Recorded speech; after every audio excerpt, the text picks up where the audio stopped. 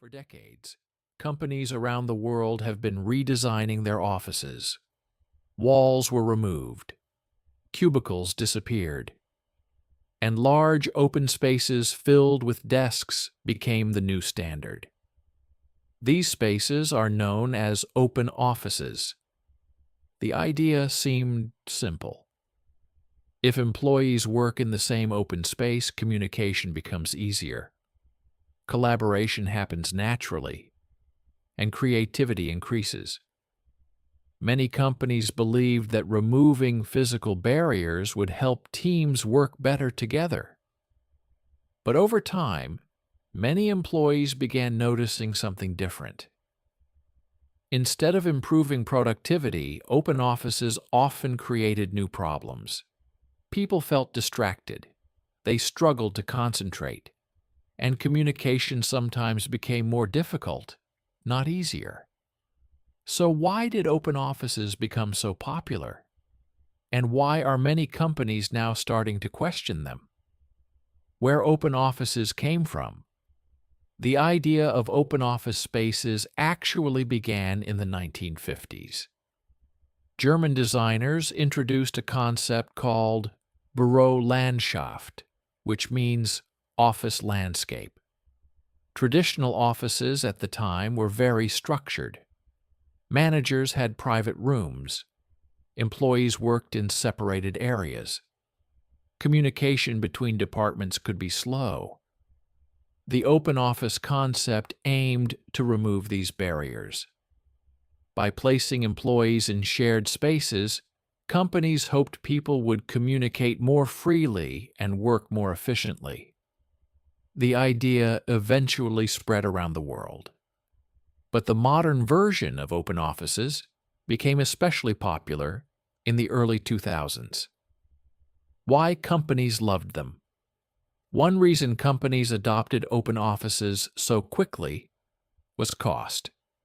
Traditional offices require many walls, doors, and private spaces. Open offices remove most of these elements. Without cubicles and partitions, companies can place more employees in the same area. Construction costs are also lower. For large companies with hundreds of workers, these savings can be significant. Open offices also looked modern. Many technology companies used them to represent a culture of openness and collaboration.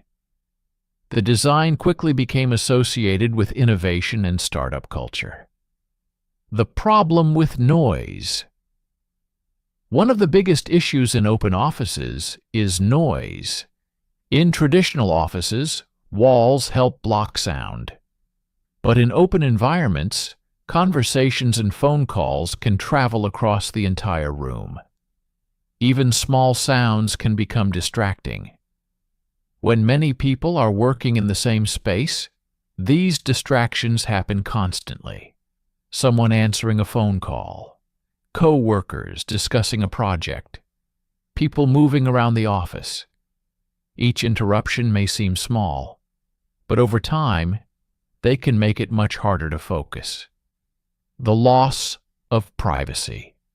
Another challenge in open offices is the lack of privacy. Employees often feel that they are constantly visible to everyone around them. This can make some people uncomfortable. It may also affect how people behave at work.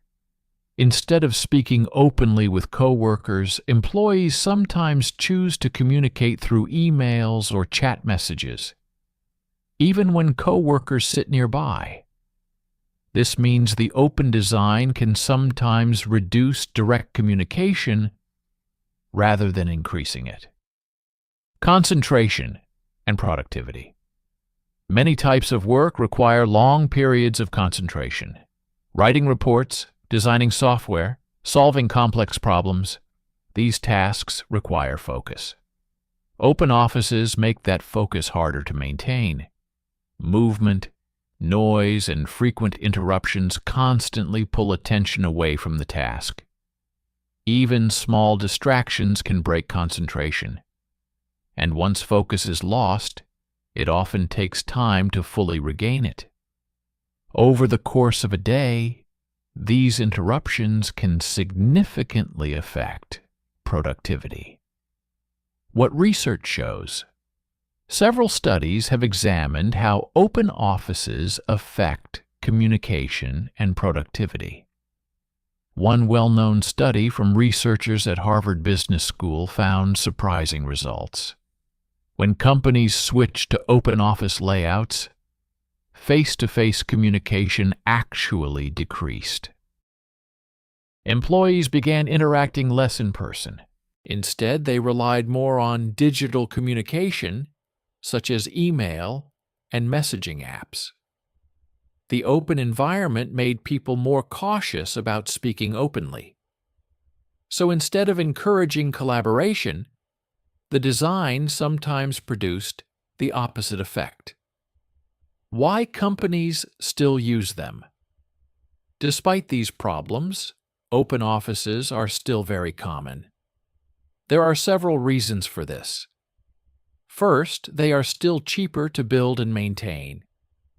Second, many companies believe open spaces help create a collaborative culture. And finally, open offices often look impressive. Large modern workspaces can make a strong impression on visitors, investors, and potential employees. In other words, open offices are not only about productivity, they are also about image. The future of offices. Today, many companies are beginning to rethink office design. Instead of fully open layouts, some workplaces are creating mixed environments. These offices include open areas for teamwork, but also quiet rooms for focused work. Small meeting spaces provide privacy for conversations. This hybrid approach tries to combine collaboration with concentration, and it may represent the next stage in the evolution of workplace design. Conclusion: open offices were created with the goal of improving communication and teamwork.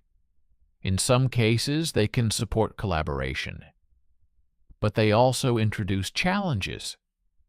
Noise, distractions, and lack of privacy can make focused work much more difficult.